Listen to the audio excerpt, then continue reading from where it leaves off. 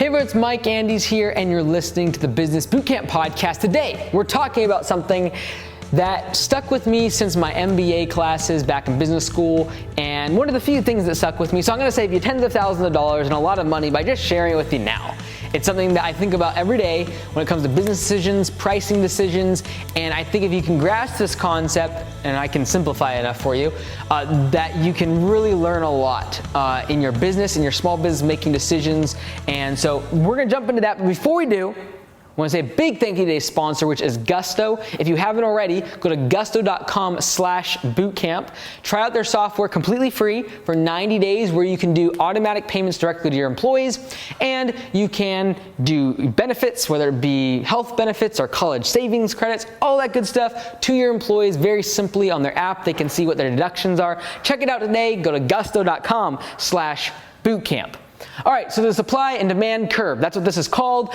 I still remember doing this with my professor back at my MBA courses, and one of the things he said was, if you ever want to sound really, really smart in front of a bunch of people, just look at them and be like, supply and demand.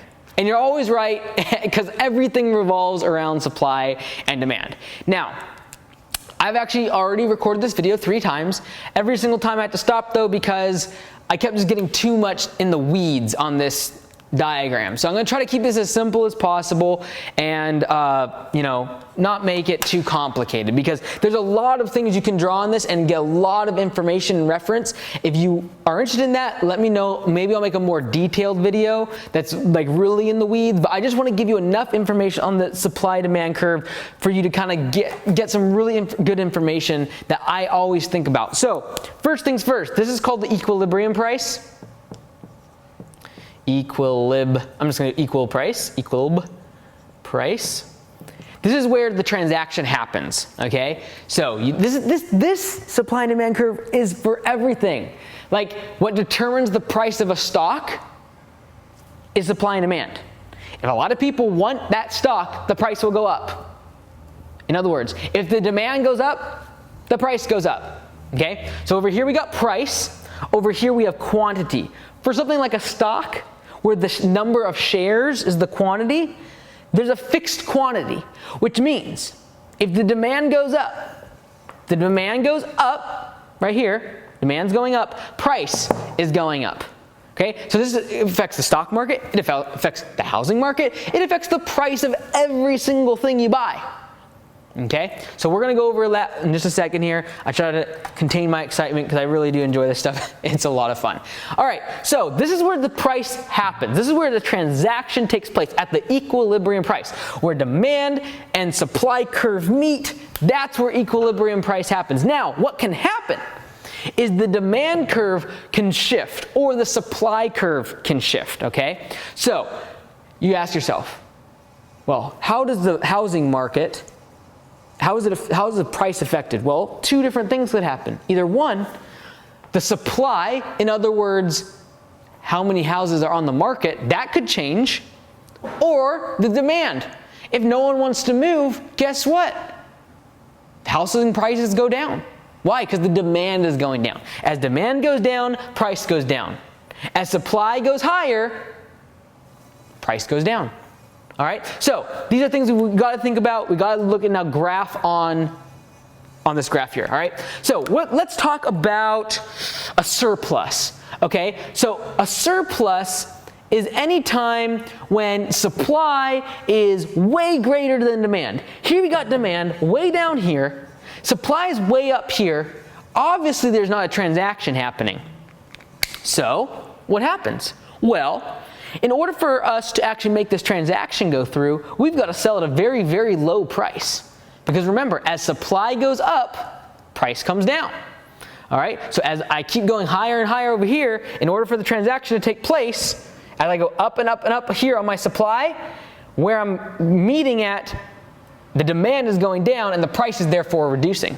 So up here, I have what's called a surplus. So let's go ahead and write that down in blue. We got a surplus up here. What that means is surplus. What that means is there's too much supply. Another example, potatoes. In the pandemic, Farmers have literally been digging massive holes and burying their potatoes. Why? Because there's a massive amount of surplus, i.e. there's a whole bunch of supply, a whole bunch of potatoes. No one needs the potatoes because all the restaurants have been closed. And food service is a massive part of fries and all the other stuff that we eat with potatoes. Massive amounts of surplus. They've been literally taking tractors and tilling all this cabbage back into the soil. Why? Because there's a massive surplus. There's a ton of supply, not enough demand. Now, when we think about the housing market, let's think about this for a second. So we talk about surplus, we talk about potatoes being way too high in the supply chain, too much supply, and the demand being way too low. Now let's talk about, if we have a shortage. What happens if we have a shortage? Let's draw it down here. So this is again our supply line right here. This is the number of houses, the number of potatoes in the market, the supply on the marketplace. Now let's talk about down here. This is going to be a shortage because now there's not enough supply. So let's talk about what's happening right now in the housing market. So right now, houses are going on the market and the next day they have 5 offers and they're going way above asking price. Why? Because the interest rates are lower. And so people are buying houses, and a lot of people are buying houses. What's happening? The demand is going higher and higher. As the demand gets higher and higher, price goes up. Price goes up. And so because now there is a shortage of supply, what happens is in order for this transaction to go place, we got to go all the way up here. Now price becomes extremely expensive. Okay? Now, here we have a house. Lots of houses on the market. 60 houses on the market. Right here. If we drop from 60, this is the amount of quantity on the bottom here. 60 houses on the market. Price is at, let's say, $250. But now there's less houses on the market. And not only is there less houses in the market, there's more demand. It's a double whammy. And what happens? Price goes through the roof. Okay? Now, how can you artificially create a shortage? You think about Ferrari or Lamborghini and these other car makers. They make 10 one-of-a-kind vehicles. I guess it's not one of a kind, 10 of a kind. There you go. 10 vehicles. And they're all priced like $5 million a piece. Why is that? Because the quantity is low. And when the quantity is low, the supply is low, and demand is very, very high, you get a premium price. Now, if Lamborghini or Ferrari went out and said, you know what? We make so much money on those 10 cars. Let's go make 100,000 of those cars instead of 10. Let's make 100,000. Guess what? They wouldn't make a lot of money. Because as soon as you increase the supply, the demand's going to come down because you increased quantity. So you increase quantity, demand comes down, and supply goes up because you added more. As we move across in quantity, supply is going up, but demand goes down, and when you find that intersection, boom, boom, we look over here, lower price. Very, very interesting. And I know there's a lot of things I'm just kind of glancing over here right now, but in this equilibrium price is where demand equals supply. And guess what? Every time a transaction takes place, it's moving this equilibrium price, all right? So this is something you want to think about all of the time, because when it comes to you maximizing your profits, now let's talk about this. This is where it gets really interesting and actually changes your business. This is the thing. You got to ask yourself, well, if I can just reduce my quantity, I can become more rare. I can increase my price. How do you become more rare? You could become better than everyone else. Because guess what? If you're better than everyone else, there's a huge demand for you, and there's a low supply, which drives the price higher. If you're in a market where there's a lot of competition, lots of supply, it reduces the demand for your product or service. If we have lots of supply, it reduces the demand, low demand, okay? Now, I wanna show a little bit about price elasticity. And I know, never do you want to erase demand. Now, I want to talk about how this actually affects your business when it comes to pricing and figuring out where do you make the most money on this chart. Because guess what? Like I just said, Ferrari makes more money selling less cars and creating artificial low levels of supply. That's how they do it. Low levels of supply equals high demand equals high price. All right? So now the question is this. If I'm a car maker. I say, hey, look, okay, we want to get as much profit as we possibly can. So we're going to make, let's say, 70 cars. All right? So there's 70 cars right there. Boom. Okay? And if we draw the lines, they made $200 per car. All right? So I'm going to erase this a little bit more. So we're making 70 vehicles, and we're going to assume that every single one is $200. So $200 times 70 equals $14,000 in revenue.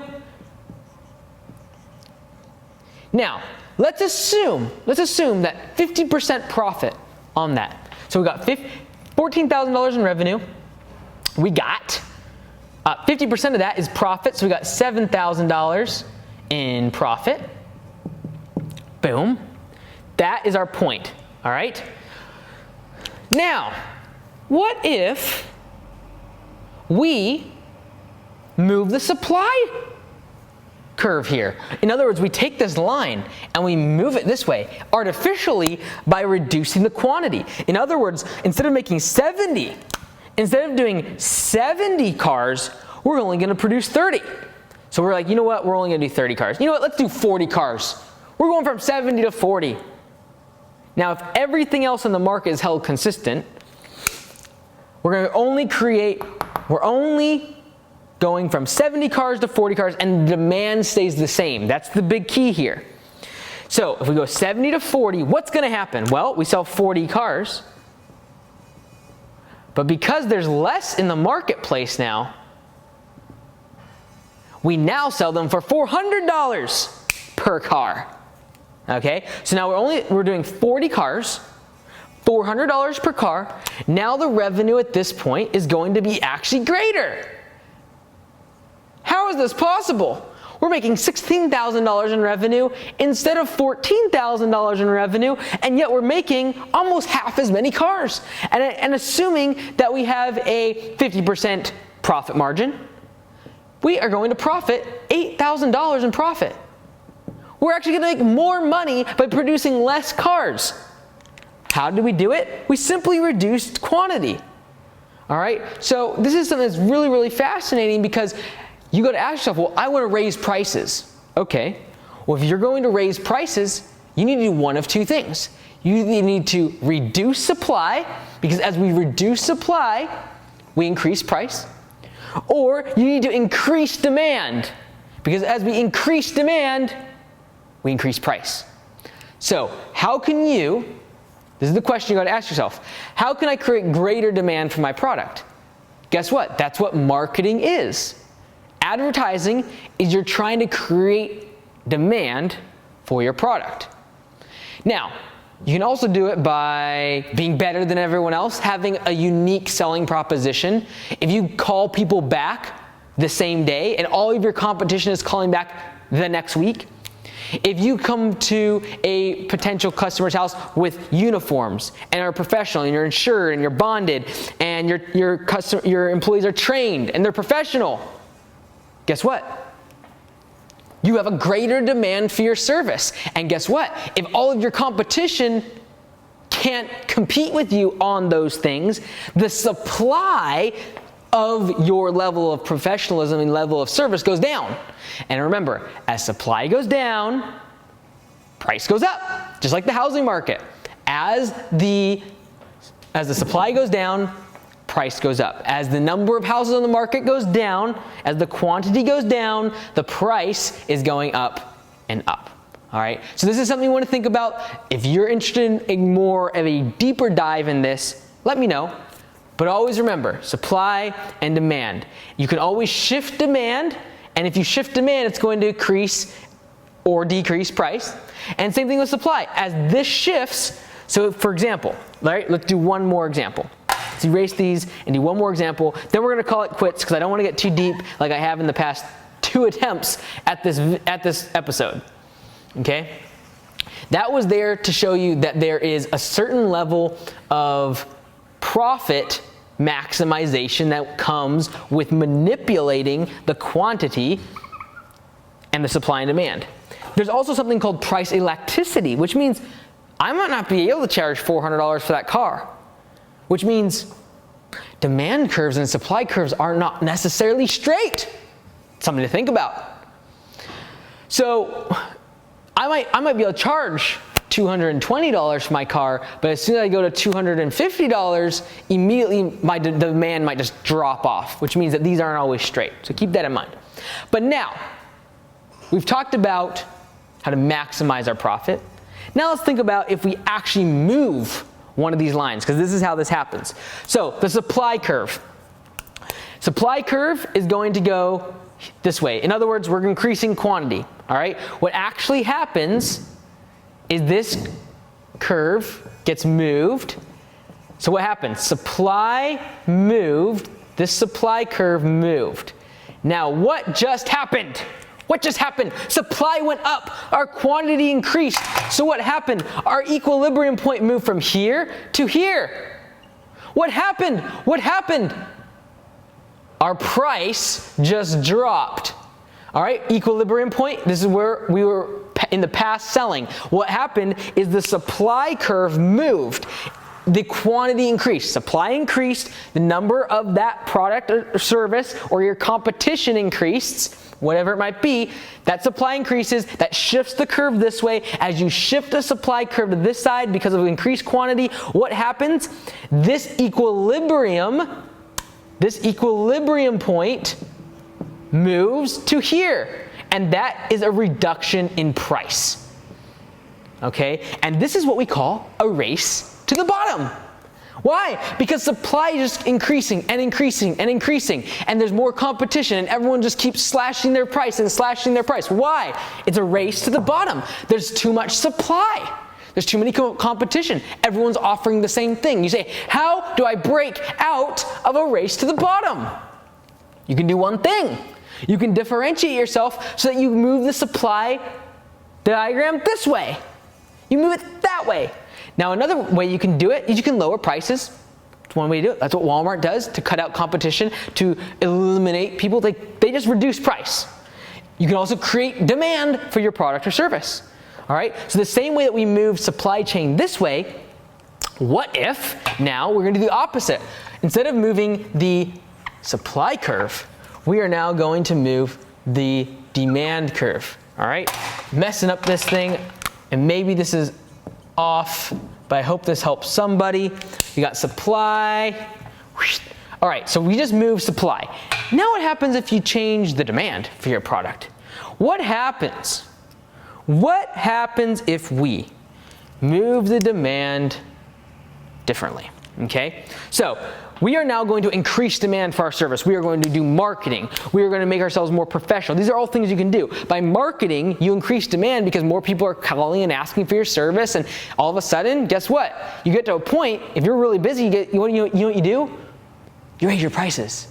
Okay, I'm going to show that now on the graph. Again, everything's supply and demand. You say, man, Michael, what did you do? Drink coffee? No, I really am excited about this stuff. I think it's super awesome. I love it. It's very, very exciting. Okay, so we got our equilibrium point here.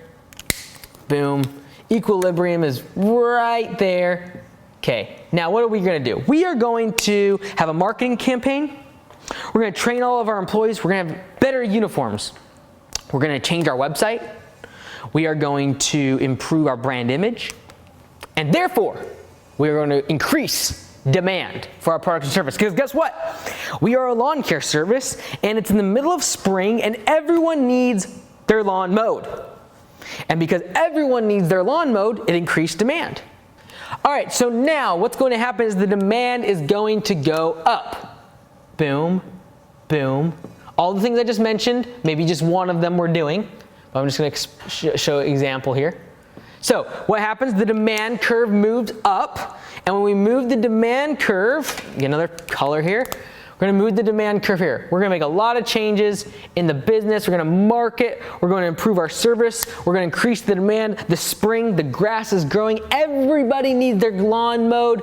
What happens is now the equilibrium price is right here. No longer here. We shifted the demand. We increased demand. What happens? The equilibrium price is here. Equilibrium moves here. And what has happened is the equilibrium has moved to this point right here, and this is price increase, okay? So, how do you raise your prices? You increase demand. How do you increase demand? You can either reduce supply or make yourself better by marketing, improving your product or service, professionalism, standing out from everyone else. That's what I think about.